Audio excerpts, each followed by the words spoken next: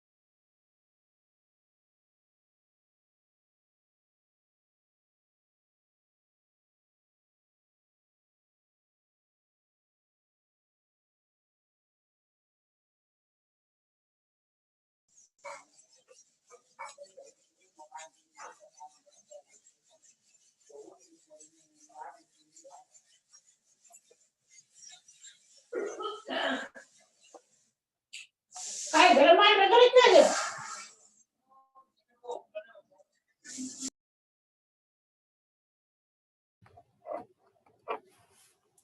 Hello, good afternoon to all of you. Good afternoon sir. Good afternoon sir. Good अभी afternoon sir.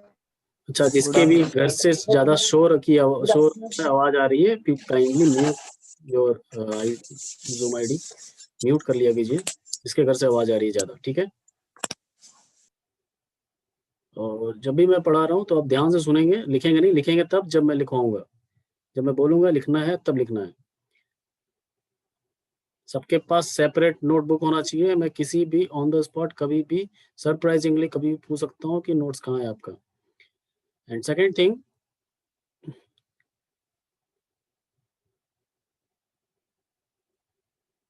Hello, am I audible? कोई बता देगा कोई एक? Yes sir. Yes sir. बहुत काफी कम स्टूडेंट हैं, 2 मिनट होल्ड कीजिए। सुबह अटेंडेंस में जब बोलूंगा तभी अटेंडेंस देना है। अटेंडेंस 2 बार होगा हर एक दिन, हर लेक्चर में 2 बार अटेंडेंस होगा। वो 2 बार कभी भी हो सकता है।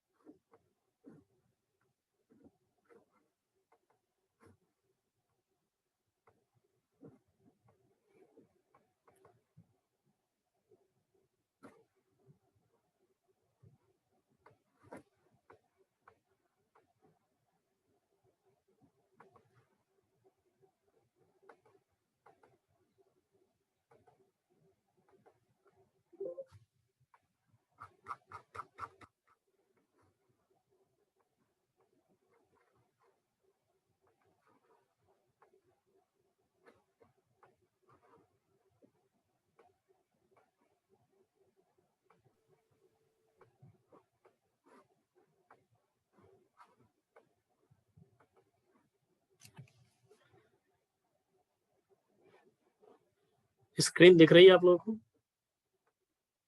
Yes sir. जो क्लास चल रहा था म्युनिसिपैलिटी में दिख रही है स्क्रीन?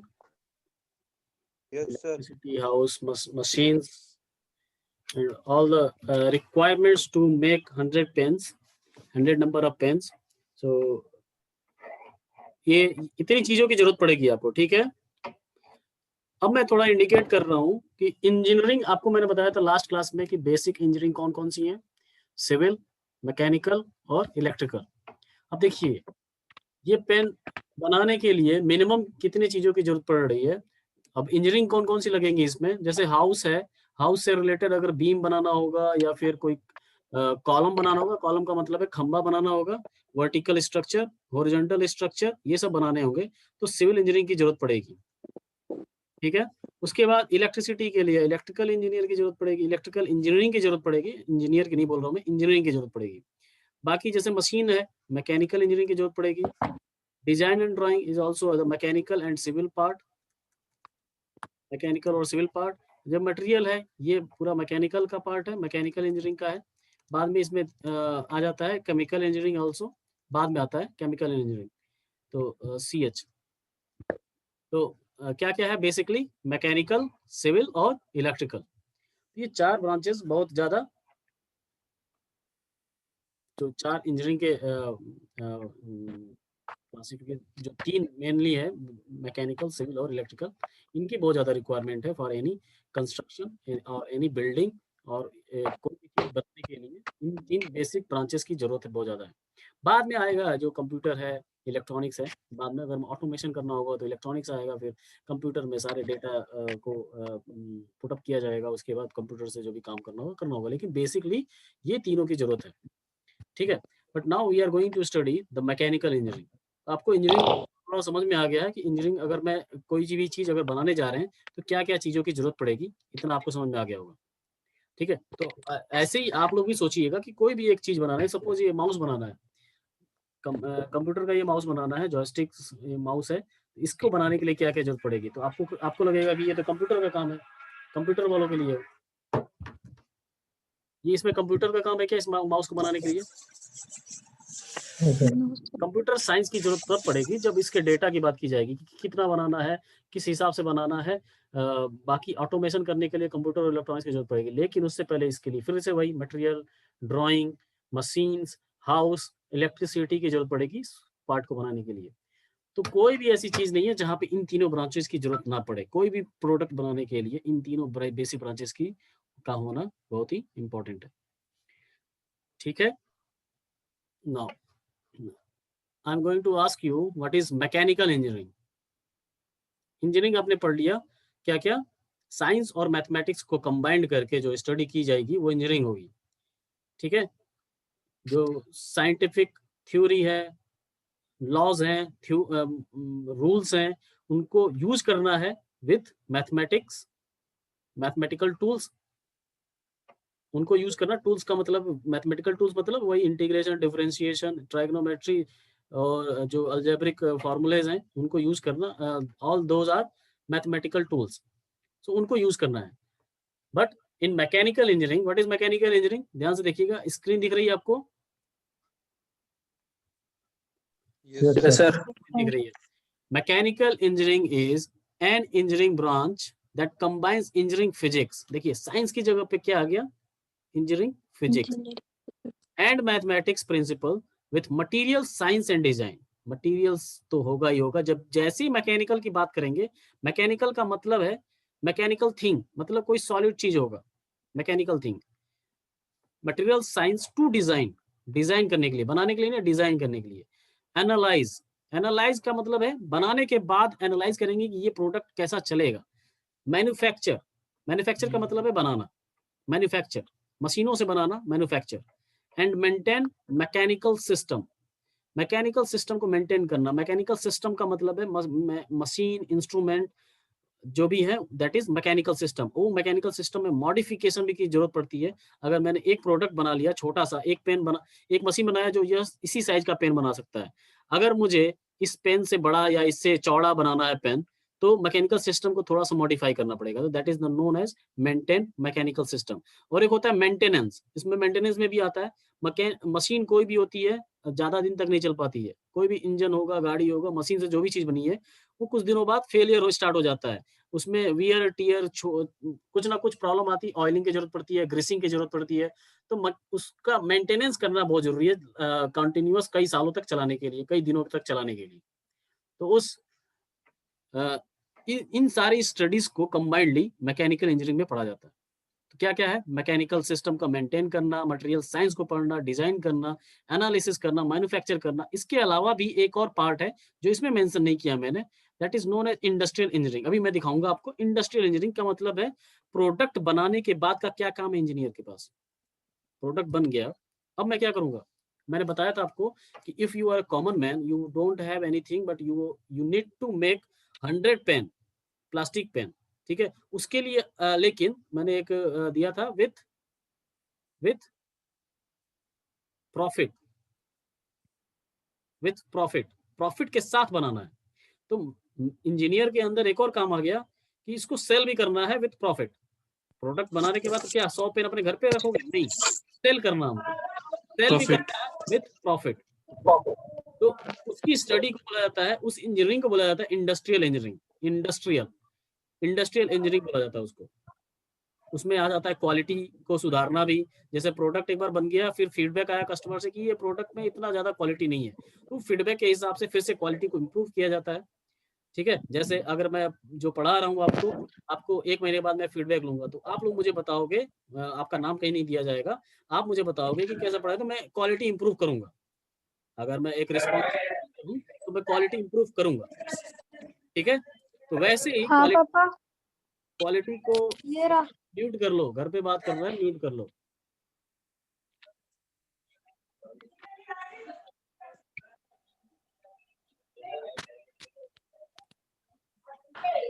आ रही बात समझ में? तो उसमें और भी एड ऑन किया है मैंने points. The role of mechanical engineers is to take a product from an idea to market place,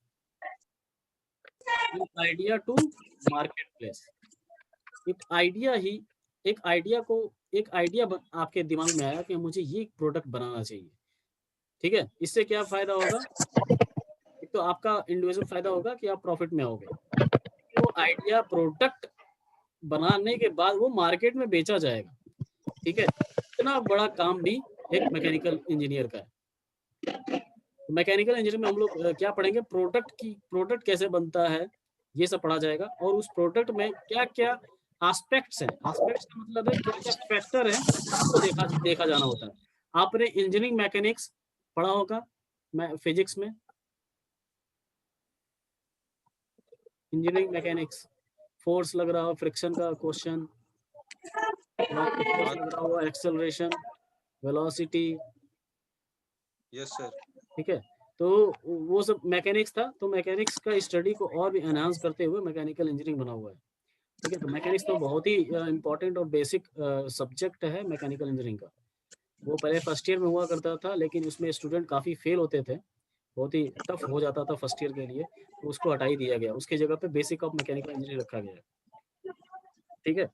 तो बेसिक ऑफ मैकेनिकल इंजीनियरिंग आप लोग पूरा पढ़ लेते हो, बट बेसिक पढ़ते हो उसका, ठीक। To accomplish this, the mechanical engineer must be able to determine, mechanical engineering में क्या फाइंड करना होता है? फोर्सेस क्या लग रही है, थर्मल इन्वायरमेंट मतलब टेम्परेचर का क्या इफेक्ट आ रहा है प्रोडक्ट पे, उसके पार्ट्स पे, उसके प्रोडक्ट पे। प्रोडक्ट कई सारे पार्ट से मिलके बना होगा।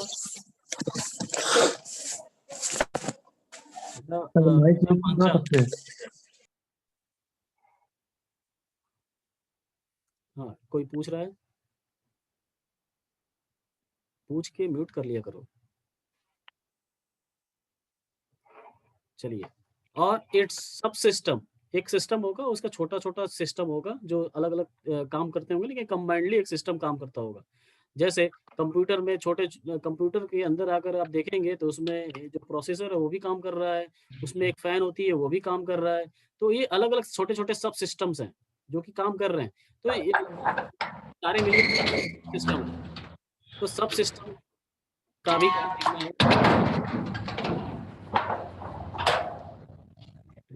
कौन है? जयंती कौन है?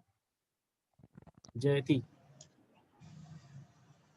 जयती सर बेटा म्यूट कर लिया करो, तुम्हारे घर से आवाज आ रही है।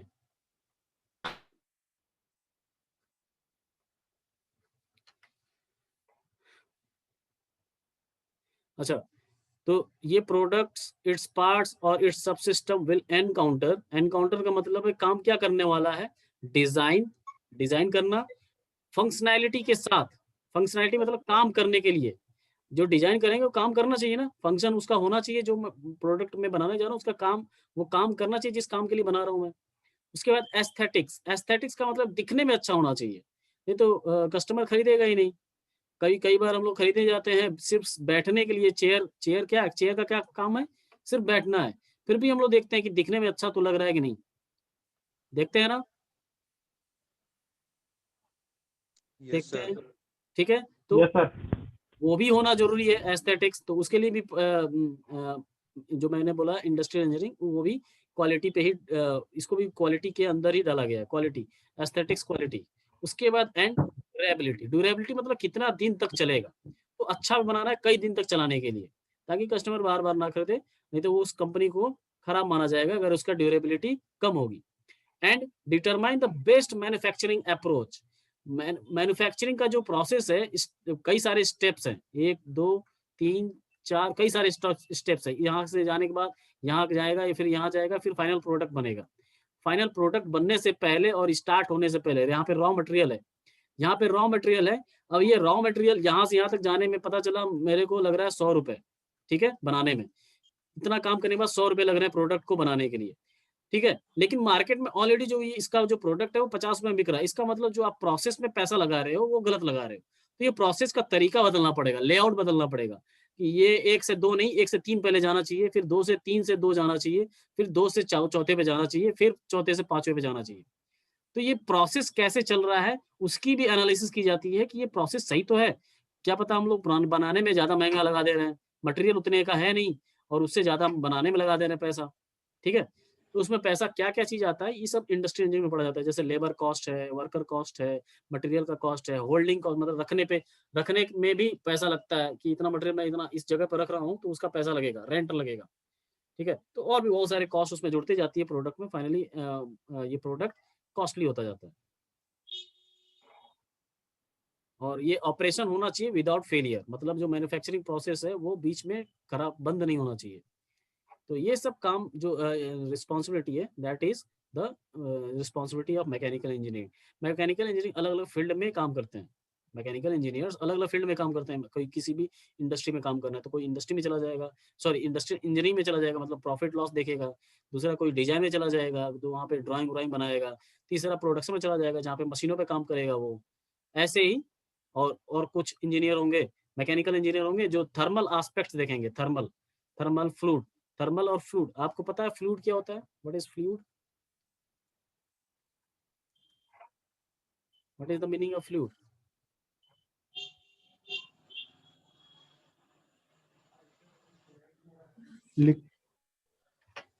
Liquid.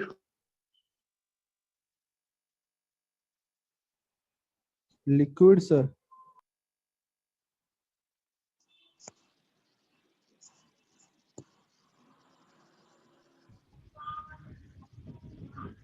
Open down. What is the meaning of fluid? Liquid, sir. Liquid. तो लिक्विड बोल दिए इसको आप, ठीक है। और कोई बोलेगा? तो लिक्विड ही बोलते हैं इसको, फ्लूइड क्यों बोल रहे हैं? फ्लूइड का नाम नया क्यों आ गया? फ्लूइड आपने सुना कभी?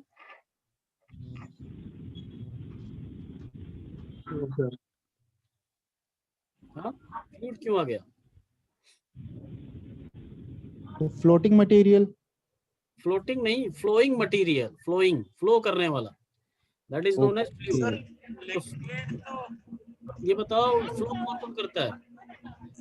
सर फ्लूइड तो गैसेस भी करती है और पानी भी करता है, लेकिन पानी लिक्विड है और गैसेस और पानी दोनों फ्लूइड में both liquid and gas both are in the category of fluid, okay, both are fluid, जो फ्लो कर सके उसको बोलते हैं फ्लूइड। तो लिक्विड भी फ्लूइड है और गैस भी फ्लूइड है। तो फ्लूइड एक अलग ही स्टडी है मैकेनिकल इंजीनियरिंग में, फ्लूइड। और जो थर्मल है, थर्मल मतलब टेम्परेचर एस्पेक्ट्स, टेम्परेचर बढ़ना, हीट का ट्रांसफर होना, ये सब दोनों मिला के एक जगह पढ़ा जाता है थर्मल इंजीनियरिंग में, ठीक है। थर्मल इंजीनियरिंग में पढ़ा जाता है वो, thermal engineering and fluid mechanics एक साथ पढ़ा जाता है, तो वो अलग है। तो यहाँ पे ये मैं बताना चाह रहा था कि ये फ्लूइड मैकेनिज्म, जैसे mechanical engineering play key roles in a wide range of industry including automotive, aerospace. Aerospace में फ्लूइड मैकेनिक्स को पढ़ना पड़ेगा, हवा कैसे चल रही है। बायोटेक्नोलॉजी, कंप्यूटर्स में भी काम है बहुत सारा, electronics, micro electromechanical system, energy conversion, ये बहुत इंपॉर्टेंट है, एनर्जी कन्वर्जन। आजकल आपको पता है सोलर सेल से कैसे क्या बन रहा है, विंड टर्बाइन बन रहे हैं, वाटर टर्बाइन बन रहे हैं, हाइड्रो इलेक्ट्रिक पावर प्लांट बन रहे हैं जिससे इलेक्ट्रिसिटी जनरेट।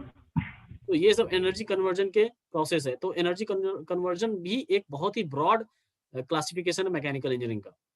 रोबोटिक्स बहुत इंपॉर्टेंट आ रहा है अभी। ऑटोमेशन और रोबोटिक्स दोनों को, मैकेट्रॉनिक्स बोलते हैं उसको, मैकेनिकल और इलेक्ट्रॉनिक्स दोनों मिलके ऑटोमेशन का काम कर रहे हैं। एंड मैन्युफैक्चरिंग तो सबसे बेसिक है मैकेनिकल का, प्रोडक्ट को बनाना is a manufacturing. This is the basic classification of mechanical engineering. वहीं एक सोसाइटी है अमेरिका में, that is known as the American society of mechanical engineering, short form उसका ASME। एंड इसने अभी 36 टेक्निकल डिवीजन बनाए हैं, 36 टोटल टेक्निकल डिवीजन बनाए हैं, जिसमें कहाँ से कहाँ तक है, बहुत छोटे से लेके, जैसे अभी बनाया है तो ये अभी एडवांस है, लेकिन बहुत पहले से बहुत कुछ बना हुआ है। जैसे मैंने ऊपर बताया, automotive, aerospace, biotechnology, computer, electronics, micro electrochemical, mechanical system, energy conversion, ये सारे पार्ट्स हैं मैकेनिकल के। लेकिन अभी जितने 36 बनाए हैं, उसने बताया कि advance energy system and aerospace engineering से लेके सॉलिड वेस्ट इंजीनियरिंग का मतलब क्या है, जो सॉलिड वेस्ट है, जैसे कूड़ा, प्लास्टिक, जो सॉलिड है, लिक्विड नहीं है, सॉलिड है, उसका जो कैसे मैनेजमेंट किया जाए, उससे कैसे अच्छी चीजों को बनाया जाए। सॉलिड वेस्ट मतलब समझ रहे हैं आप लोग, गार्बेज, सॉलिड वेस्ट, सॉलिड है वो, उसको कैसे यूज किया जाए for the betterment of the society और इन्वायरमेंट। तो उसको भी मैनेजमेंट करना भी मैकेनिकल डिवीजन में आ चुका, मैकेनिकल में आ चुका है। And also the textile engineering is also in textile engineering में। कहाँ है मैकेनिकल, आपको पता होगा, जितनी भी मशीनें वो सारी मैकेनिकल की हैं, मैकेनिकल सिस्टम है, जितनी भी मशीनें हैं। टेक्सटाइल के पास क्या है, जो फाइबर्स हैं, फाइबर है, ठीक है। तो टेक्सटाइल वाले क्या करेंगे, जैसे टेक्सटाइल केमिस्ट्री के स्टूडेंट है, तो उनका मेनली काम क्या होगा, केमिकल से रिलेटेड होगा, कि किसी फाइबर पे कौन से केमिकल को ज़्यादा सस्टेन किया जा सकता है, कौन सा केमिकल जैसे फाइबर के ऊपर आएगा तो वो वॉशिंग के बाद निकल ना जाए, तो उसकी स्टडी की जाती है टेक्सटाइल केमिस्ट्री में। और टेक्सटाइल टेक्नोलॉजी, जो फाइबर को कैसे और भी हाईली प्रोडक्टिविटी के साथ बनाया जा सके, और भी बहुत सारे टेक्स्ट इंजीनियरिंग के पार्ट आएंगे उसमें टेक्सटाइल के, ठीक है। तो this is all about mechanical engineering. अब मैकेनिकल इंजीनियरिंग को मैं छोटा आपको ऊपर दिखाया भी था मैंने कि मैकेनिकल इंजीनियरिंग कैसे डिवाइड है। अभी भी आप लोग लिखेंगे नहीं कुछ भी, तो इसमें मेनली आपको यहाँ पे ऊपर दिखा था, यहाँ पे मैंने लिखा था,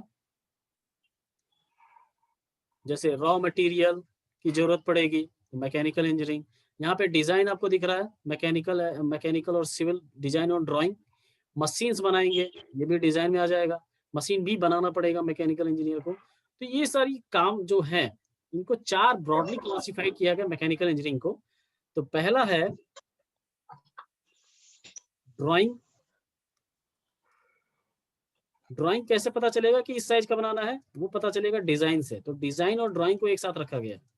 डिजाइन किया जाता है on the basis of mechanics apply करके पता किया जाता है कि इस प्रोडक्ट का डायमेंशंस क्या होनी चाहिए। तो उस डायमेंशंस को जैसे मिलता है ड्राइंग में डाल दिया जाता है। तो ड्राइंग में डालते ही उसका ड्राइंग बन जाता है पेपर पे या फिर कंप्यूटर पे।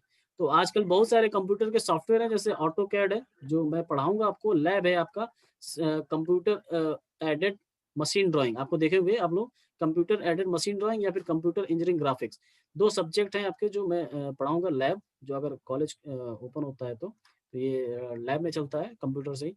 तो उस पर ड्राइंग कैसे बनाई जाती है, प्रोडक्ट को कैसे बनाया जाता है, ये सब मैं सिखाऊंगा। उसके बाद आता है थर्मल एस्पेक्ट्स। मैंने बताया था कि थर्मल एस्पेक्ट्स और फ्लूइड का एस्पेक्ट्स देखा जाता है, थर्मल और फ्लूइड की कैसे फ्लो होगा। अगर इसमें सपोज मैंने मशीन बनाया तो उसका टेम्परेचर इंक्रीज होगा तो हीट बाहर निकलनी चाहिए। जैसे कंप्यूटर, आपको पता है कंप्यूटर के अंदर हीट जनरेट होता है, पता है? यस सर, पता है। हीट जनरेट हाँ होती है, सर, बाहर कैसे? सर उसके अंदर एग्जॉस्ट होता है सर, एग्जॉस्ट लगा होता है। फैन लगा होता है। कभी किसी यस सर। अगर ओपन किया होगा, या फिर कंप्यूटर छोड़िए, आप लोग गाड़ी देखे हैं, बाइक यस सर। हाँ सर, बाइक देखे हैं ना, उसका साइलेंसर। साइलेंसर नहीं, अभी मैं दूसरी चीज बताना, पूरा साइलेंसर उसको सब पढ़ाएंगे।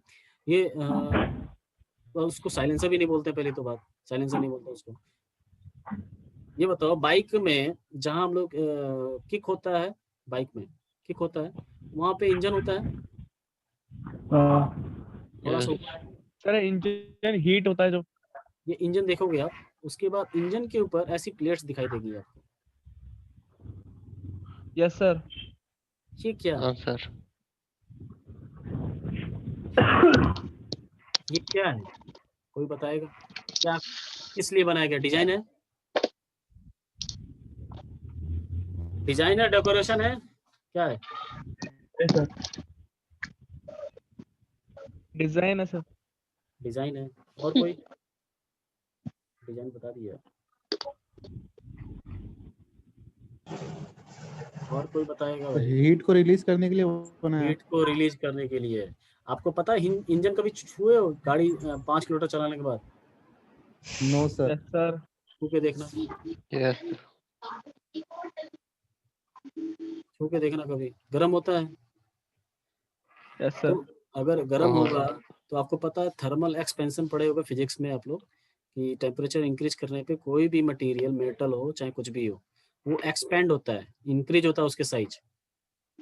इंजन के अंदर क्या है वो सब कुछ पढ़ाएंगे, वो आपका नेक्स्ट यूनिट है, उसके बाद आपके बाद में बहुत ही मजा आएगा उसमें भी। तो उसमें अंदर क्या क्या होता है वो अगर एक्सपेंड हो जाएगा तो इंजन आपको लगता नहीं फट जाएगा?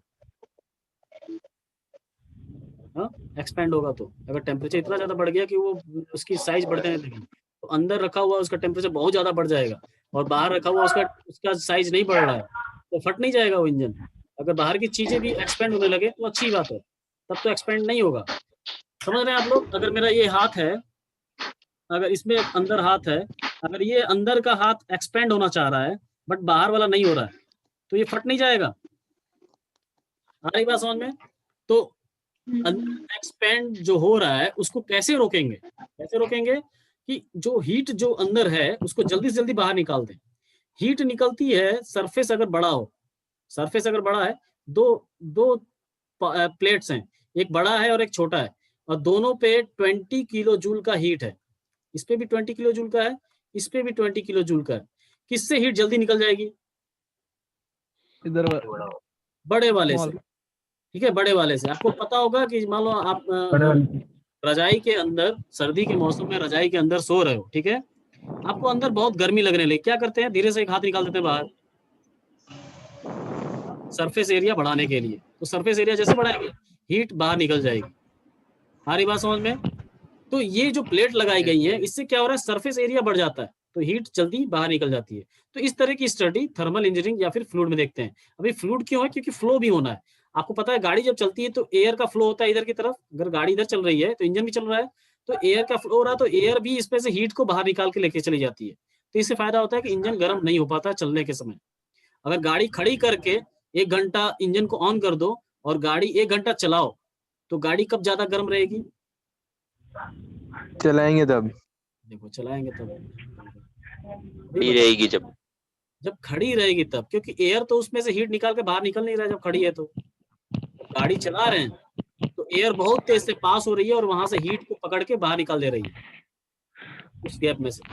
और गाड़ी खड़ी है तो इंजन बस गर्म हो रहा है, एयर तो वहीं पे, एयर भी गर्म होने लगेगा, एयर रुका हुआ है तो वो भी गर्म हो रहा है। ठीक है, तो जब खड़ी है तो ज्यादा गर्म होगी। कभी आप चेक करके देख लीजिएगा, आधा घंटा नहीं 1 घंटा नहीं चलाना, पेट्रोल बेकार में खराब करोगे 2 बार। ठीक है, 5-10 मिनट चला के देखना, एक बार गाड़ी चलाते रहना 10 मिनट और एक बार खड़ी करके ऑन करना और एक्सीलरेटर दबाना उस पर। ठीक है, और उसके बाद एक है नेक्स्ट, क्या है? प्रोडक्शन इंजीनियरिंग या फिर मैन्युफैक्चरिंग। प्रोडक्शन और मैन्युफैक्चरिंग दिख रहा है आप लोगों को? प्रोडक्शन और मैन्युफैक्चरिंग। ठीक है, तीसरा पार्ट हो गया। पहले हमने क्या किया? डिजाइन किया, डिजाइन करके उसका डायमेंशंस बना देख के ड्राइंग किया, ड्राइंग करने के बाद उसके थर्मल एस्पेक्ट्स और फ्लूइड एस्पेक्ट्स देखा, उसके बाद देखा कि सब कुछ सही है तो प्रोडक्शन स्टार्ट कर दिया, बनाना, प्रोडक्ट को बनाना स्टार्ट किया। इसके बाद का क्या काम था? इसके बाद का क्या काम था? प्रोडक्ट बनने के बाद क्या काम है? सर एक बार म्यूट एवरीवन कर दीजिए सर, म्यूट एवरीवन कर दीजिए सर प्लीज।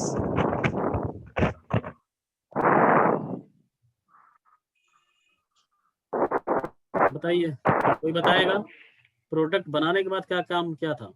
अभी आपको फिर सर से आवाज ज्वाइन नहीं करना आ रही होगा, आपकी।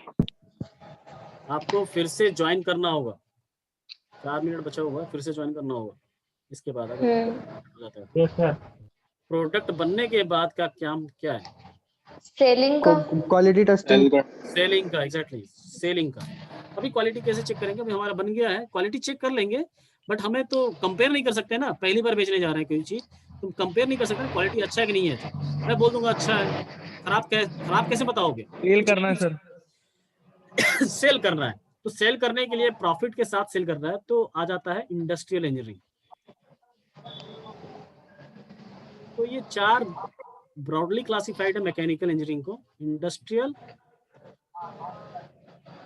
अच्छा, ये जो लेक्चर का नोट्स जो मैं भेजूंगा, ये सिर्फ एज इट इज आप देखोगे तो समझ में नहीं आएगा। आपको वीडियो देखना पड़ेगा, जो रोज लेक्चर होगा वो सारे वीडियो लेक्चर वीक के एंड में अपलोड हो जाएंगे। मैं रोज नहीं अपलोड करूंगा, मैं वीक के एंड में अपलोड करूंगा, ठीक है। तो 4 ये क्लासिफाइड है, 4 मैकेनिकल इंजीनियरिंग के पार्ट हैं जो कि बहुत ही इंपॉर्टेंट है। ये चारों अलग अलग बीटेक के बाद ब्रांचेस बन जाती हैं, drawing, design, thermal engineering, manufacturing. जो मेरा मैंने भी मास्टर किया हुआ है, तो हम IIT दिल्ली, आपको सुबह बताया था मैंने, तो मेरा जो फील्ड है वो है डिजाइन।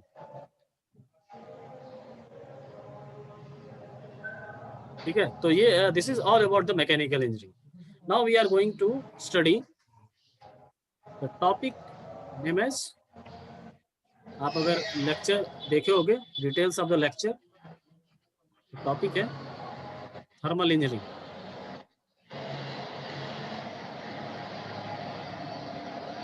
आप लोग फिर से ज्वाइन कीजिए अटेंडेंस देने के बाद, एक बार अटेंडेंस दीजिए और फिर से ज्वाइन कीजिए।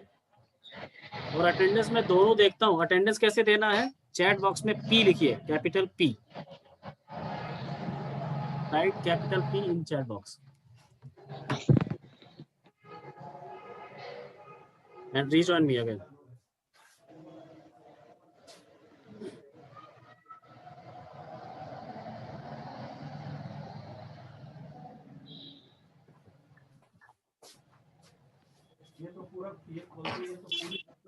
अटेंडेंस हो गया, join me again.